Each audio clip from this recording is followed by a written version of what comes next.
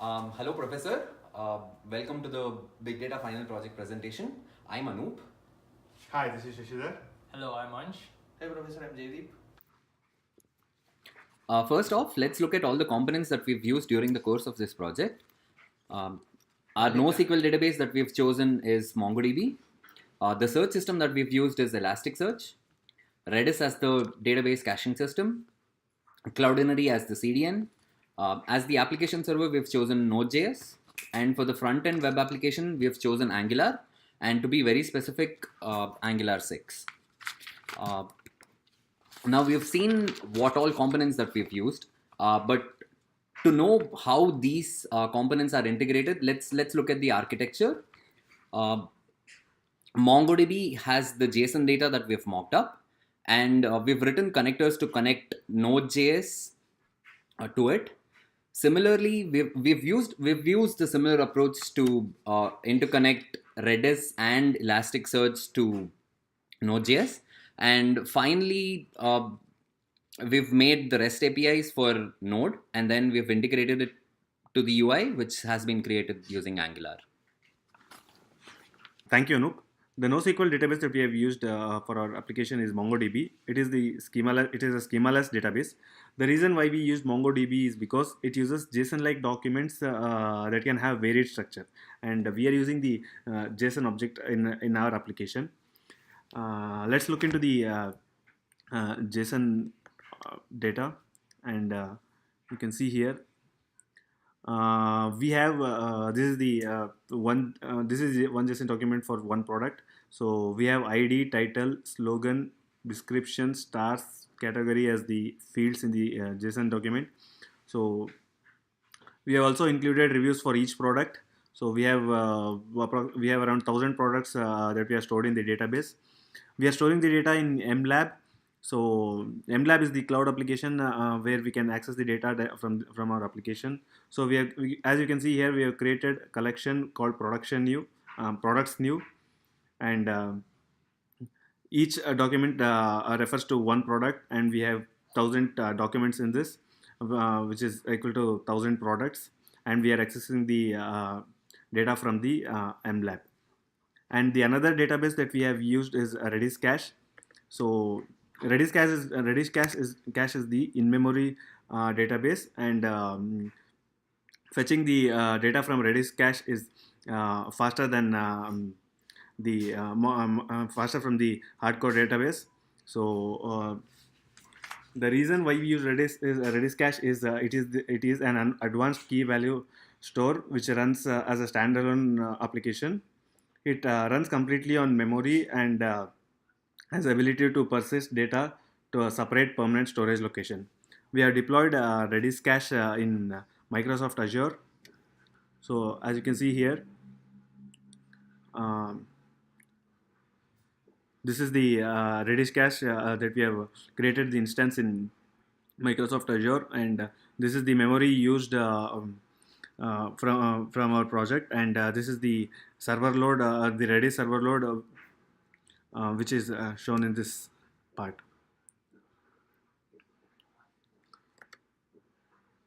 So this is the high level diagram of the Redis cache and the flow of the flow of the data from the Redis cache to app.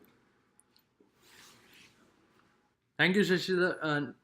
Now we will move on to the Node.js. Node.js is an open source cross-platform JavaScript runtime environment that executes JavaScript outside of a browser. The reason we are using this because it provides two-way connection both client and server side using WebSockets.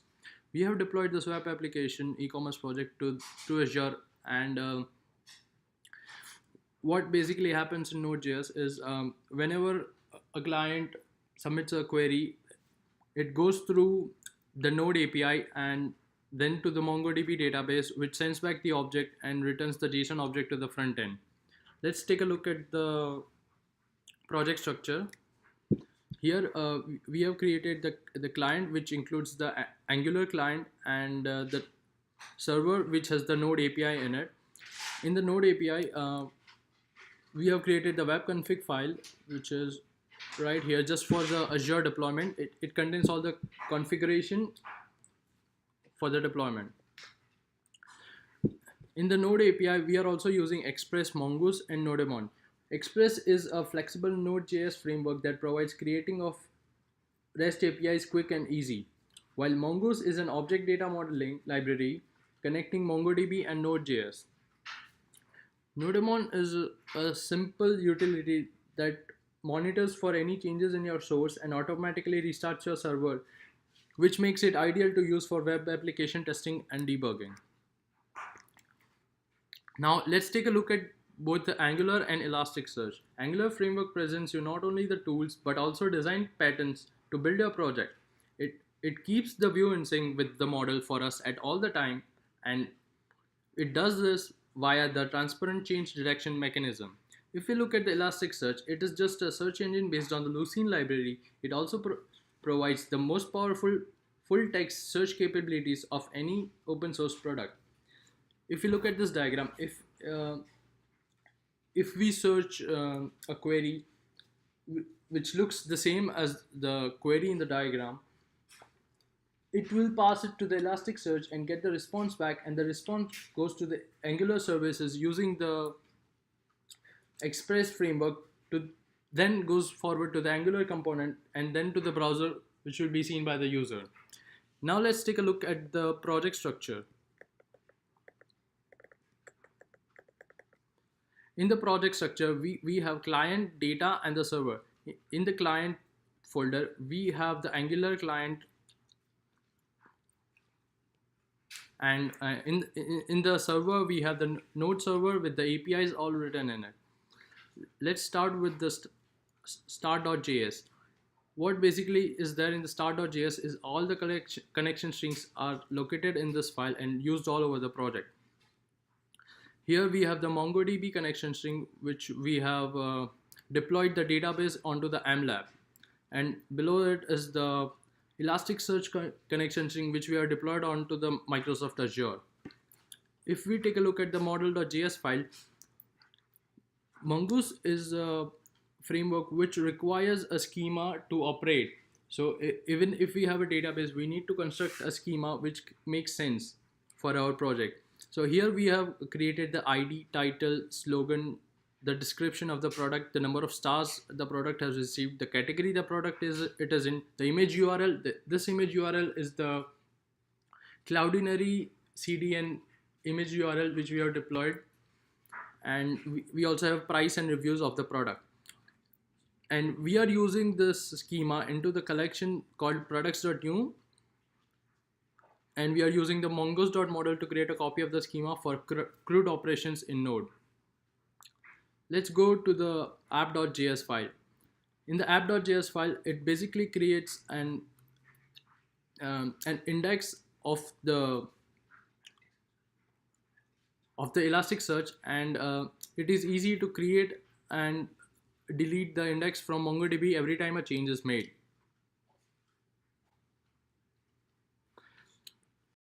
Thank you, Ansh. So I will explain the rest of the code and show the demo of our project. And as Ansh has explained, we have two folders, client and server. So client is where Angular is installed, and server is where we have all the Node.js APIs and Express APIs written. And as you see, the first app.js is the first hit for our application. That's if you look at the package.json file, we are starting our entire code with /app.js. So app.js is the first hit where, and then we try to get the connection string from start.js and also route it to route.js. So app.use.slash would route all the connections that we get to our node application to routes.router.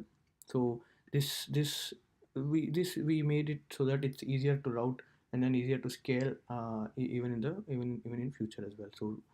So route.js is where all our connections that we have for the REST API connections are routed.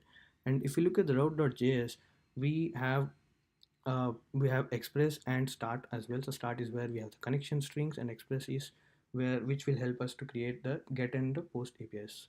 And we have the Redis connection as well in the route.js.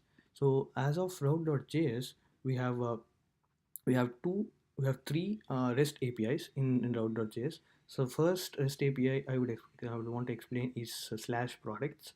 So it's a get API, as you see, and for the slash products we it's for the home page. So as soon as the home page or slash products is hit, the entire database, that's we have 1,000 items, 1,000 products in our database, and we are returning the entire 1,000 items, 1,000 objects back to the user. It's a very big, it's a very heavy and a big response. So to minimize that, what we have done is we have used Redis.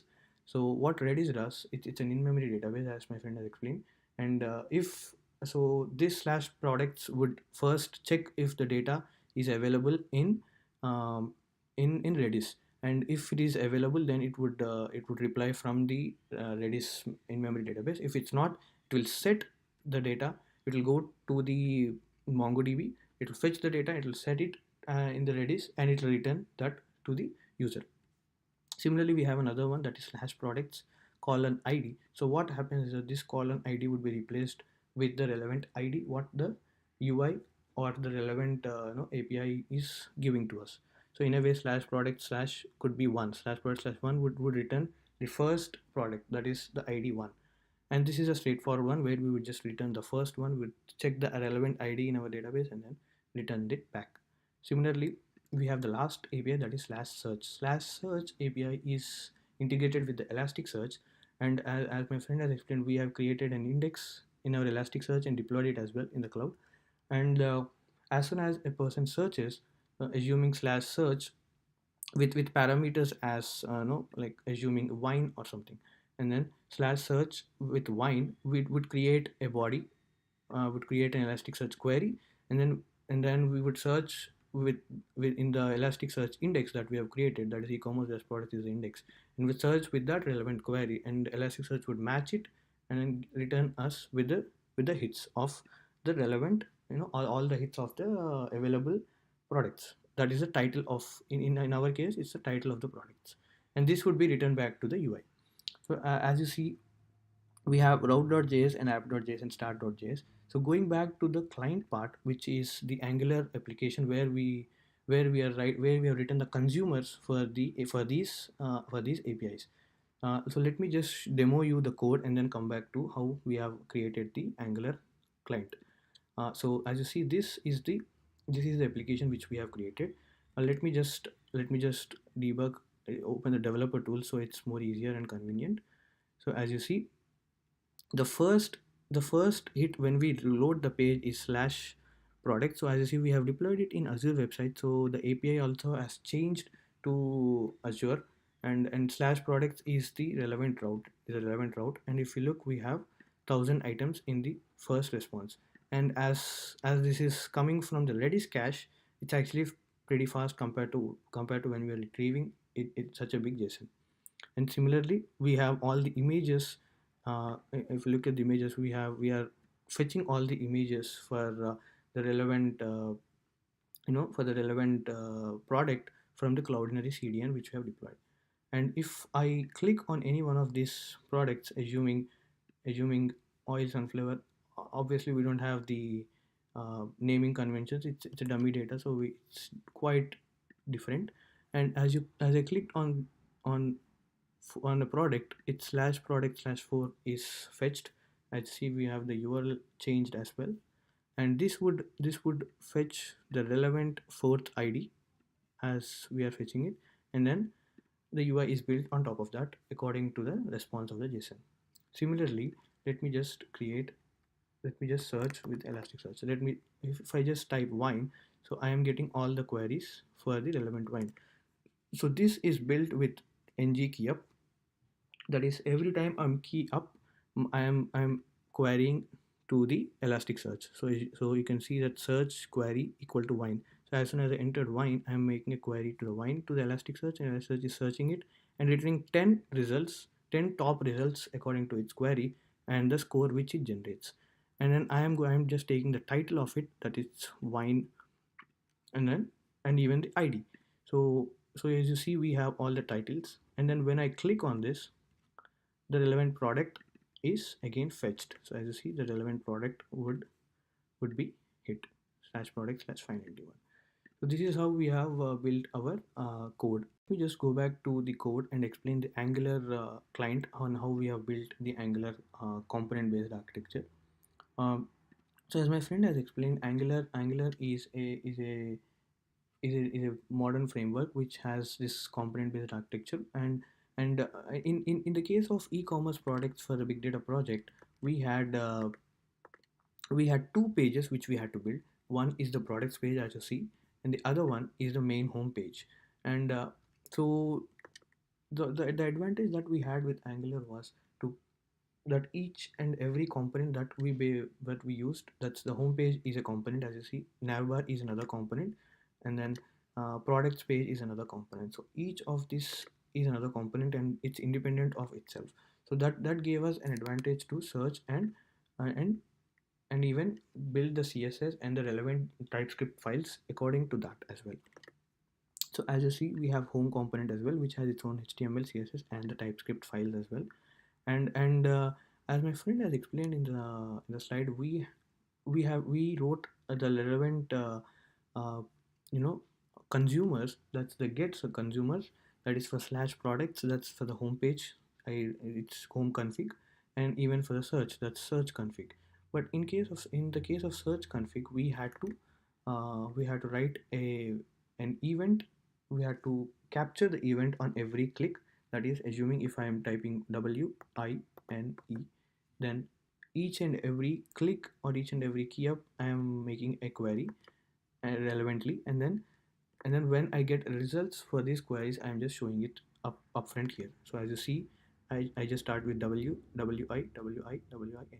So for WINE, I got a response from the Elasticsearch, and I'm displaying it here. And then going back to the deployment part. Uh, so for the deployment, we have used Azure. Uh, as you see, as my friend has also explained, for the Redis, we have even deployed our client and the server in Azure as well. So for the, let me just go back, then go to the server part. So server part is the Node.js part which we have deployed.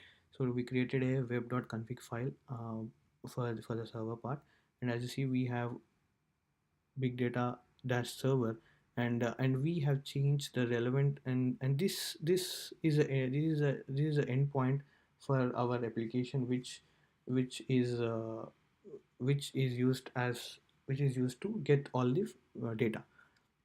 Similarly, we even installed the client, which is the Angular application. In the part of Angular application, we had to build the application, and then Angular bundles all the JS and everything together. So we deployed that in our Azure application.